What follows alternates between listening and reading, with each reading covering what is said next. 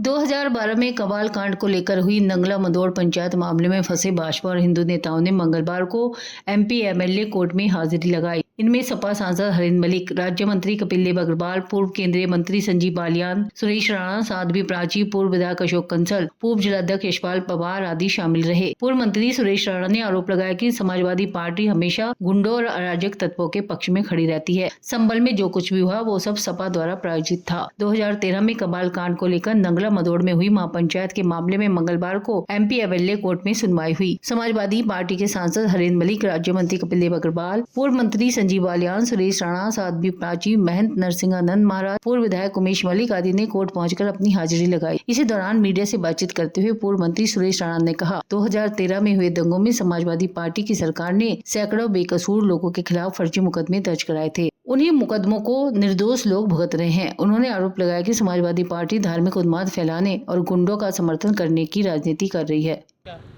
आज कोर्ट में है, अन्य भी जो हमारे साथी हैं वो न्यायालय में उपस्थित हुए। तो सिखेड़े में जो झगड़ा हुआ था उसको लेकर के न्यायालय में आज तारीख थी। चूँकि एक व्यक्ति अनुपस्थित रहा, उसके कारण से आज चार्ज बनना था, वो चार्ज नहीं बन पाया। अगली तारीख उसके अंदर 12 उसके अंदर लिखी। कब का ये मामला था? कौन सा? सिखेड़ा में जो 2013 में झगड़ा हुआ था उसमें मुकदमे समाजवादी पार्टी की सरकार में एक फर्जी मुकदमे हम लोगों के ऊपर कराने का काम हुआ था अनावश्यक रूप से। यानी झगड़े दंगे भी सरकार ने कराए और चूँकि भारतीय जनता पार्टी के कार्यकर्ता हैं उस नाते हम पर फर्जी मुकदमे कायम करने का काम हो, उसी में लगातार तारीख चल रही है। मंत्री जी, दिल्ली फिर किसान धरने में बैठने जा रहे हैं, कल से धरना चल रहा है, वहाँ पर क्या बातचीत चल रही है। किसानों की भी समस्याएं निश्चित रूप से होंगी, उन सब की बातचीत सरकार से चल रही है। सरकार लगातार उनके संपर्क में। मुजफ्फरनगर के अंदर जब सचिन और गौरव के टुकड़े टुकड़े किए गए थे तो अखिलेश बताए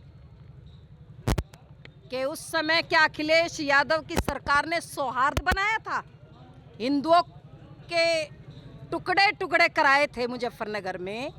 उस समय अखिलेश यादव को क्या भाईचारा याद नहीं आया था?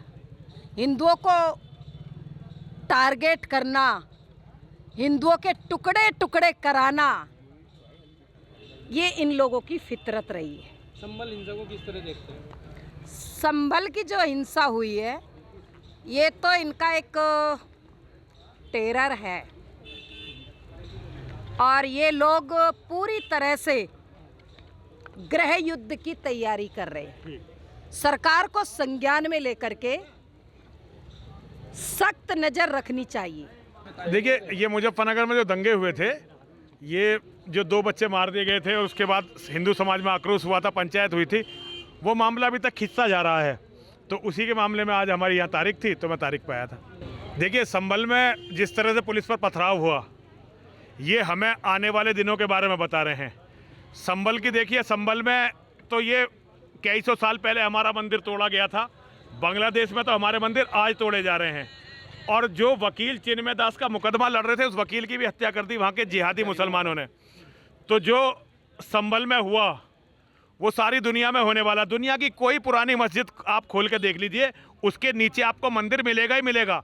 यहाँ तक कि मोहम्मद ने अपने परिवार की मंदिरों को तुड़वा कर वहाँ पर मस्जिद बनवाई थी। अरब में आप देखिए, अरब में भी जहाँ मस्जिद बनी हुई है वहाँ पर मंदिर उनके नीचे निकलने ही निकलने हैं। तो भैया, ये तो आज इतिहास के पत्थर अपने आप को पुकार रहे हैं। और जो संभल में हुआ सारी दुनिया में होगा। हर जगह पुलिस भी इसी तरह पिटेगी और अगर कोई बोलने की कोशिश करेगा, उनके खिलाफ, पत्थरबाजों के खिलाफ पुलिस खड़ी होगी तो उनसे मुकदमा लड़ने के लिए तौकीर रजा, असवुद्दीन अवैसी, मदनी जैसे लोग हैं। आतंकवादियों का मुकदमा लड़ने के लिए जमीयत उलमाए हिंद है ही। तो भैया, यहाँ पे अब यही होने वाला है। जो बांग्लादेश में आज हो रहा है, कल हिंदुस्तान में होगा। अजमेर शरीफ का भी हाँ, वो उसके नीचे शिव मंदिर है भैया। उसकी तो छोड़ो, काबा के नीचे शिव मंदिर है, वहाँ हमारी माँ के मंदिर है। मक्का में देख लो ना जांच करके, और जगह की छोड़ दो, आप मक्का में जांच करके देख लो। मक्का में शिव मंदिर निकलने हैं, मक्का में जो है माँ के मंदिर निकलने हैं। आप कोई भी मस्जिद, बड़ी मस्जिद तोड़ के देख लो, उसके नीचे शिव मंदिर निकलना ही निकलना है भाई। सौहार्द पे गोली चली, मतलब पत्थरबाजों पे जो गोली चली से आप सौहार्द पे गोली चलना मानते तो अखिलेश क्या चाहते थे कि पुलिस वाले पिटते, पुलिस वाले मारे जाते? देखिए, मैं तो ये मांग करता हूँ, आतंकवादी जहाँ भी पुलिस पर पथराव करें या आर्मी पर पथराव करें, उन्हें तुरंत गोली मारी जानी चाहिए। पुलिस का अखलाक बुलंद रहना चाहिए, कानून व्यवस्था बनी रहनी चाहिए। जो भी कानून व्यवस्था को चुनौती दे उस पर सजा होनी चाहिए। हम भी तो मुकदमे भुगत रहे हैं भाई, किसी को दिक्कत है कोर्ट में जाओ ना।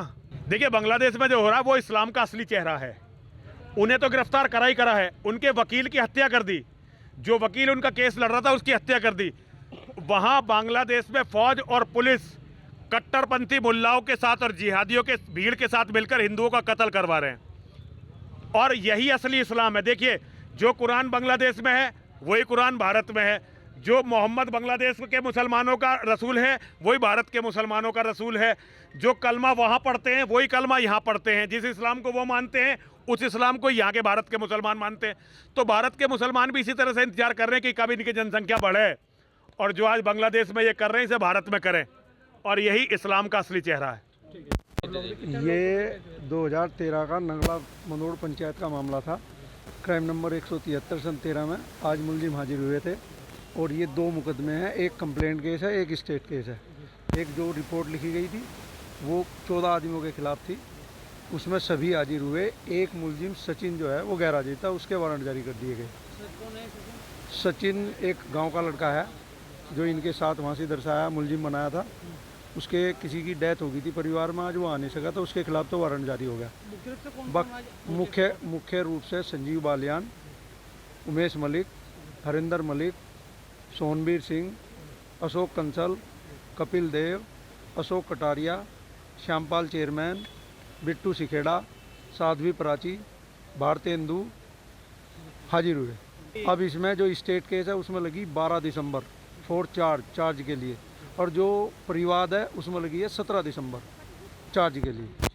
नहीं, समाजवादी पार्टी सरकार के समय में सबको मालूम है कि यहाँ जानबूझ करके दंगे कराए गए थे, और जो दंगा कराने वाले थे, दंगे के प्लानर थे, वो सब सरकारी विमान में बैठ कर के मुख्यमंत्री आवास में बिरयानी खाते थे, और बाकी निर्दोष लोगों पर झूठे मुकदमे कायम किए गए थे। हज़ारों की संख्या में मुजफ्फरनगर में झूठे मुकदमे कायम हुए, और उन्हीं मुकदमों में आज हम लोग तारीख पे आए हैं।